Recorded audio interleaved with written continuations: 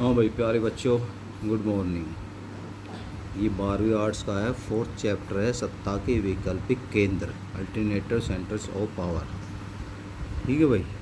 तो सत्ता fourth chapter चला हुआ है सेकंड बुक का। देखो भाई, 1990 के दशक के अंत, यानी कि 90 के दशक के अंत में, यानी 90 से और 2000, तो उसको कहेंगे दशक। 90 के दशक करेंगे उसको। अगर 90 से 91, 92, 93, 94, 95, 96 सबको क्या कहेंगे, दशक के नाम आए। के अंत में कह रहा है, उसके अंत में सोवियत संघ यानी रूस के विघटन के पश्चात, विघटन कब होगा, 1991 में। इसका सोवियत संघ का यानी रूस का विघटन यानी टुकड़े हो गए के पश्चात विश्व राजनीति में दो ध्रुवीय व्यवस्था की दूसरी शक्ति के रूप में सोवियत संघ निष्प्रभावी हो गया।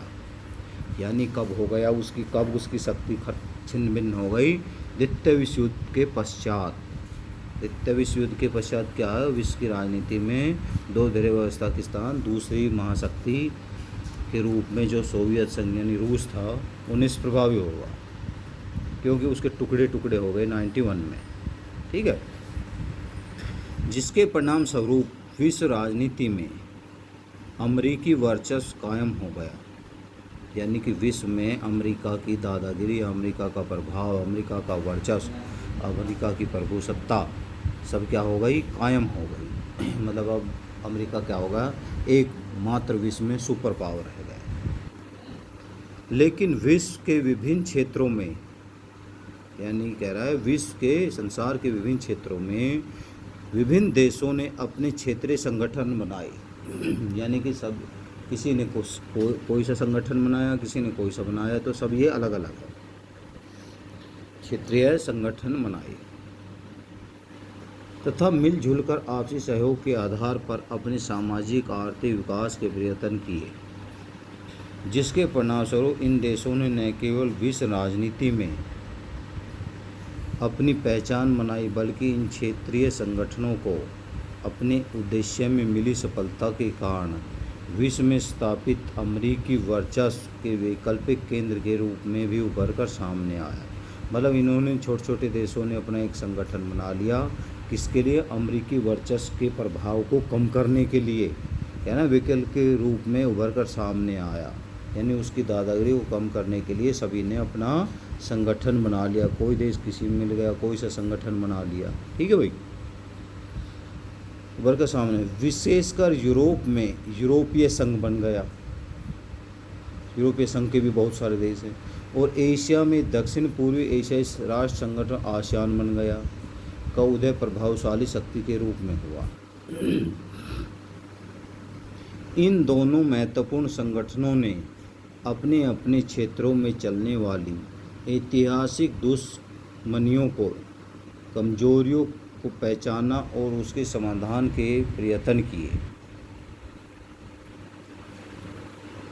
जिसके परिणाम स्वरूप इन संगठनों को अपने अपने क्षेत्र में अधिक शांतिपूर्ण और सहकारी क्षेत्रीय व्यवस्था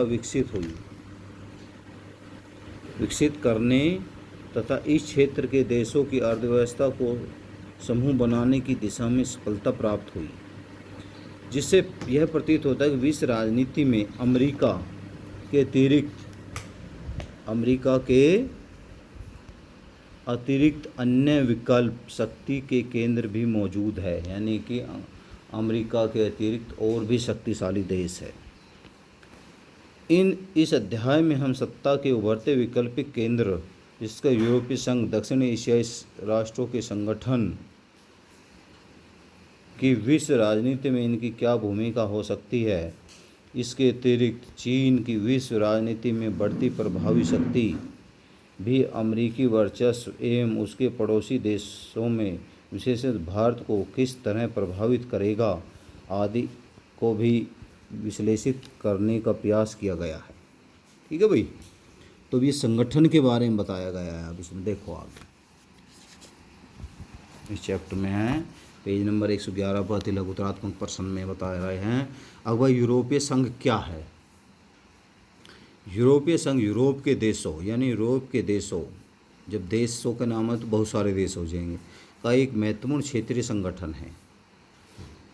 यूरोपीय संघ का आर्थिक, सैनिक, राजनीतिक तथा कूटनीतिक रूप से विश्व राजनीति में महत्वपूर्ण स्थान है। यानी किसका भाई, आर्थिक में भी रुपये पैसे कमाने का, धन संपदा, सैनिकों में भी है, राजनीति में भी है, कूटनीतिज्ञ में भी किसका है, यूरोपीय संघ में महत्वपूर्ण स्थान है। अमेरिका के मुकाबले सत्ता के एक मजबूत विकल्प के रूप में उभर रहा है। यानी अमेरिका के मुकाबले में यह उभर कर शक्तिशाली विकल्प के रूप में उभर कर सामने आया है। यूरोपीय संघ की यूरोप संघ की स्थापना कब हुई? इसकी स्थापना के लिए किस संधि पर हस्ताक्षर किए?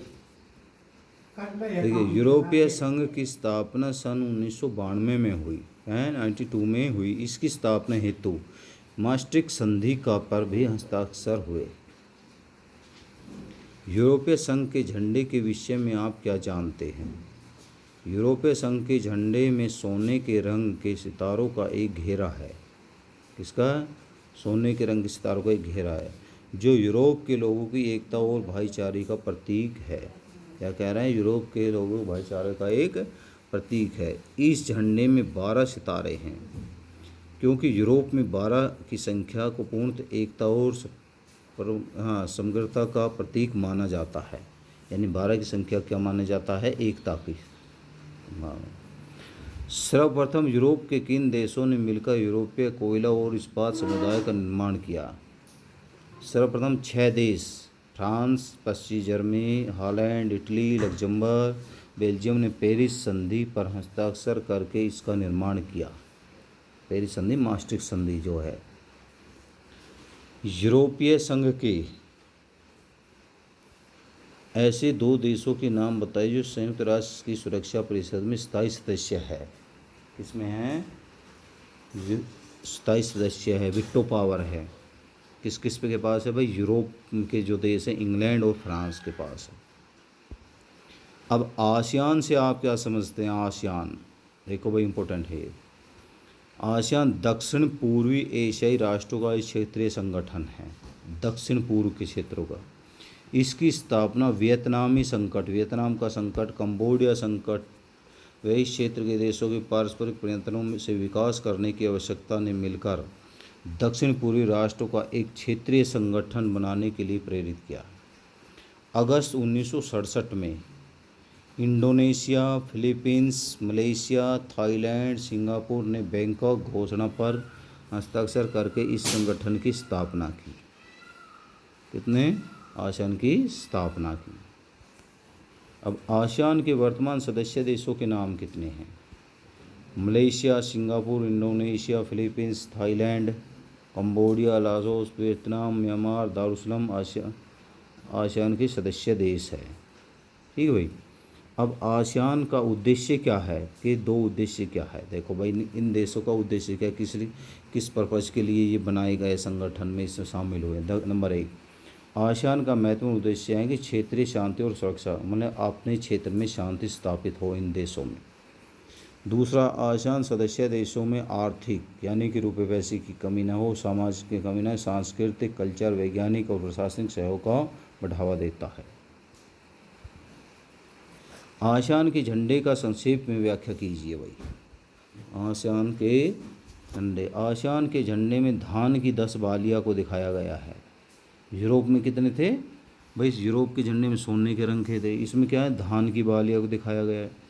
ये 10 बालियाँ दक्षिण पूर्व एशियाई के 10 सदस्य देशों को दर्शाती है, जो आपस में परस्पर मित्रता यानी दोस्ती है इन देशों में, एकता एवं भाईचारे के संदेश देते हैं। झंडे में दिया गया गोला वृत्त यानी कि आसियान का एकता का प्रतीक माना गया है। ये भाई। अब चीन में खेती एवं उद्योग का निजीकरण कब किया गया?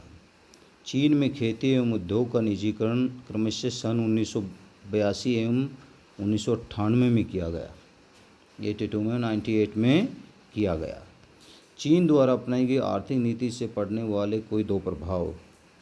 नंबर 1, कृषि का निजीकरण करने से कृषि उत्पादन एवं ग्रामीण आय में वृद्धि हुई।